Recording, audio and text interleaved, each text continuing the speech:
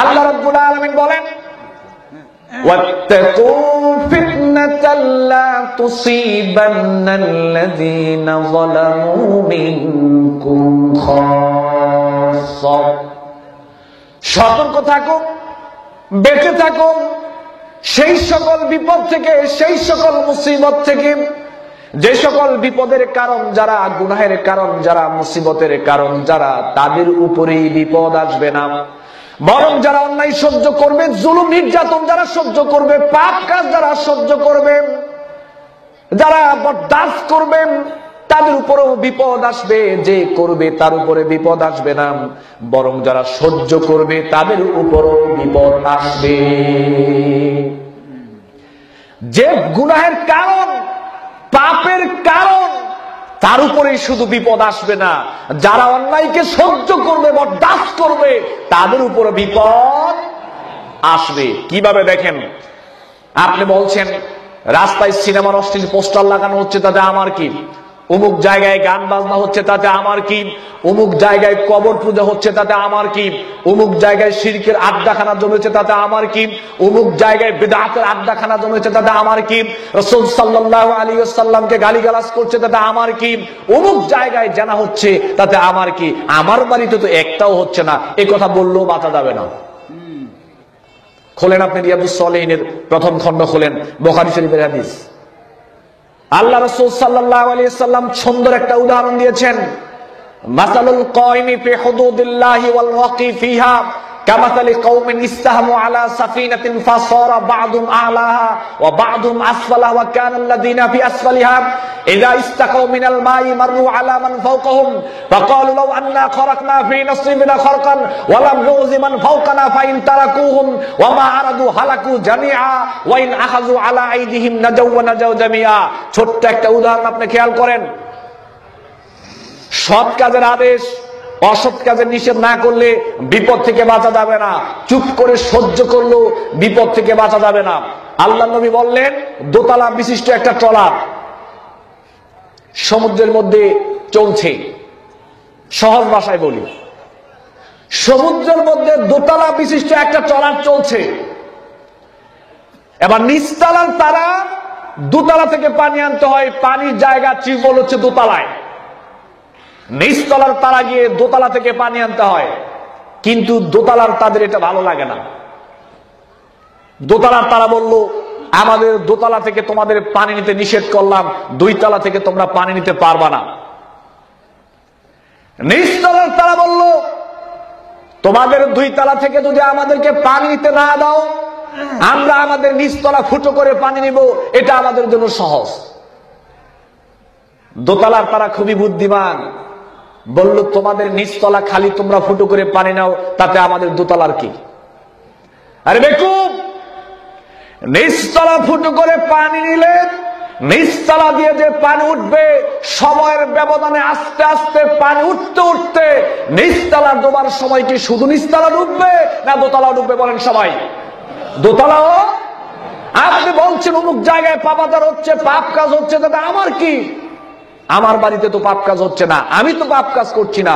ক্ষমতা থাকার পরও, সামর্থ্য থাকার পরও আপনি পাপ কাজকে বরদাস্ত করছেন, পাপ কাজ বন্ধ করার চেষ্টা আপনি করছেন না। মনে রাখবেন, গজব আসার সময় কিন্তু গজব কিন্তু আপনাকে ছাড়বে, অবশ্যই আসবে। অমুকের বাড়িতে বিয়ে উপলক্ষে গান বাজনা হচ্ছে, অমুক জায়গায় অশ্লীল পাপাচার জেনা হচ্ছে, অমুক জায়গায় শিরকের আখড়া জমেছে, আপনি কিছু বলেন না যে আমার বাড়িতে তো হচ্ছে না। ওইখানে পাপের কারণে যে ভূমিকম্প আসবে, ভূমিকম্প কি শুধু তার বাড়ির উপর দিয়ে যাবে না আপনার বাড়ির চাল নিয়ে যাবে? আপনার বাড়ির চাল নিয়ে যাবে না ভূমিকম্পে? যাবে। অতএব বিপদ, আপদ, বালা, মুসিবত থেকে বাঁচতে হলে হক কথা মানুষকে বলতে হবে, হকের দাওয়াত মানুষকে দিতে হবে, সৎ কাজের আদেশ করতে হবে, অসৎ কাজের নিষেধ করতে হবে। এটা হচ্ছে আমাদের ঈমানি দায়িত্ব। আল্লাহ রাব্বুল আলামিন আরো বলেন, ওয়াল মুমিনুনা ওয়াল মুমিনাতি বা'দুহুম আউলিয়াউ বা'দ ইয়া'মুরুনা বিল মা'রুফি ওয়া ইয়ানহাউনা আনিল মুনকার। মুমিন নর নারী তারা পারস্পরিক বন্ধু স্বরূপ। তাদের দায়িত্ব হচ্ছে তারা মানুষকে সৎ কাজের আদেশ করবে, অসৎ কাজ নিষেধ করবে। এটা হচ্ছে ঈমানদারদের দায়িত্ব। এটা ঈমানদারদের কি দায়িত্ব? আল্লাহ রাব্বুল আলামিন সূরা আল ইমরানের মধ্যে আরো বললেন, ওয়ালতাকুম মিনকুম উম্মাতুন ইয়াদউনা ইলাল খায়র ওয়া ইয়া'মুরুনা বিল মা'রুফি ওয়া ইয়ানহাউনা আনিল মুনকার ওয়া উলাইকা হুমুল মুফলিহুন। তোমাদের মধ্যে এমন একটা দল থাকা দরকার, এমন কিছু মানুষ তোমাদের মধ্যে তৈরি হয়ে যাওয়া দরকার, যারা মানুষদেরকে কল্যাণের দিকে ডাকবেন, ভালো কাজের দিকে যারা মানুষকে ডাকবে, সৎ কাজের দিকে মানুষকে যারা ডাকবে। আর অসৎ কাজ যেখানে দেখবে সেখানেই তারা অন্যায়ের প্রতিবাদ করবে, অসৎ কাজের নিষেধ করবে।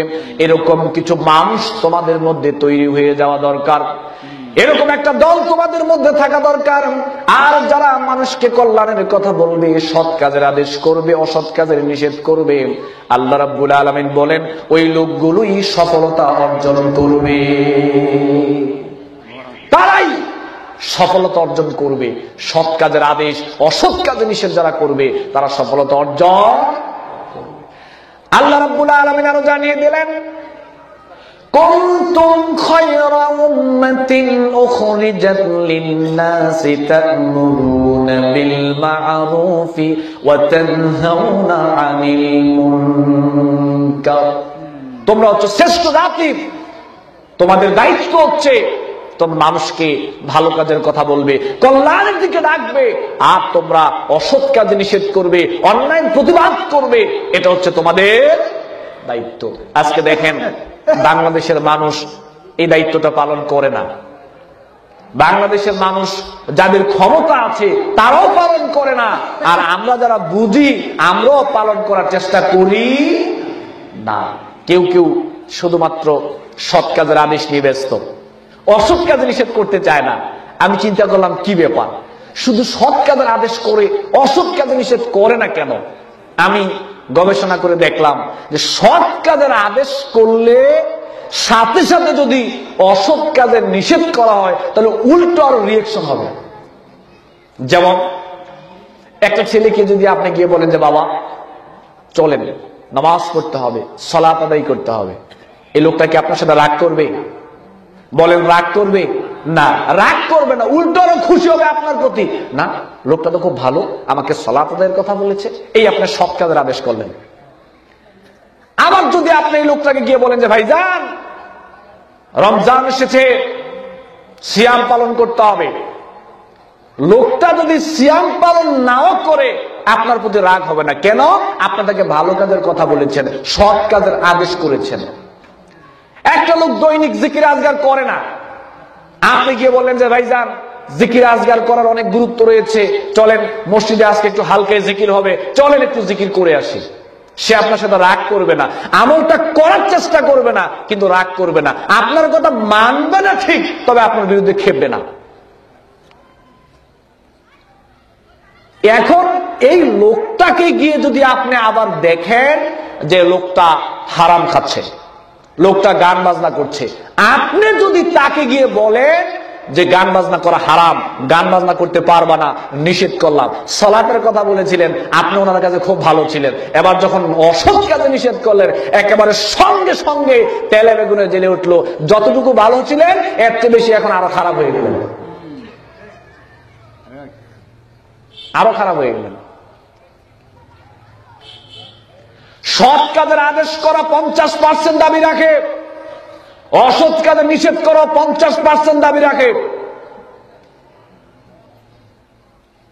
অসৎ কাজে নিষেধ করতে গেলে বিপদ আসবেই, সমস্যা তৈরি হবেই, তাই বলি কি অসৎ কাজে নিষেধ থেকে দূরে থাকা যাবে? যাবে না।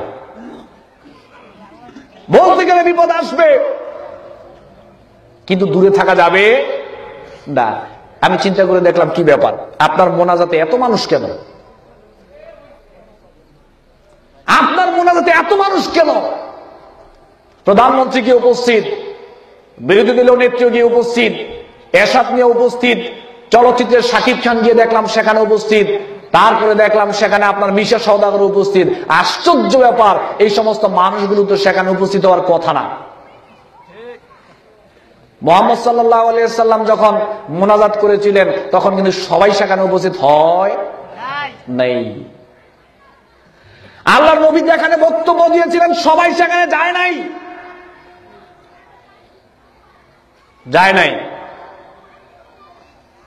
যায় কেন? একটু ঝামেলা আছে। সালাতের কথা বলছেন, কেউ কিচ্ছু বলবে না। জিকির আজকারের কথা বলবেন, কেউ কিচ্ছু বলবে না। সেখানে সিয়ামের কথা বলবেন, কেউ কিচ্ছু বলবে না। পর্দার কথা বলবেন, আপনাকে কেউ কিচ্ছু বলবে না। তবে বলবে কখন? কোরআনের একটা অংশ আপনি মানলেন, এবার সামনের অংশটা মানার চেষ্টা করুন। দীপ্ত কণ্ঠে আপনি ঘোষণা করুন, সারা বাংলাদেশের মধ্যে যত জায়গায় সিনেমার অশ্লীল পোস্টার লাগানো হচ্ছে, প্রধানমন্ত্রীকে লক্ষ্য করে, বিরোধী দল নেত্রীকে লক্ষ্য করে, এদেশের সমস্ত দায়িত্বশীলকে লক্ষ্য করে বললাম, সমস্ত সিনেমার অশ্লীল পোস্টার বন্ধ করতে হবে, গান বাজনার জায়গা বন্ধ করতে হবে, হারাম যত ব্যাংকিং ব্যবস্থা রয়েছে এগুলো বন্ধ করতে হবে, সুদী যত কারবার রয়েছে এগুলো বন্ধ করতে হবে, জেনার যত পার্কিং ব্যবস্থা রয়েছে সমস্ত কিছু বন্ধ করতে হবে। শুধুমাত্র আপনি এতটুকু বলেন, দেখেন মোনাজাতে অংশগ্রহণ করা তো দূরের কথা, আইলো দৌড় আর খাইলো দৌড়।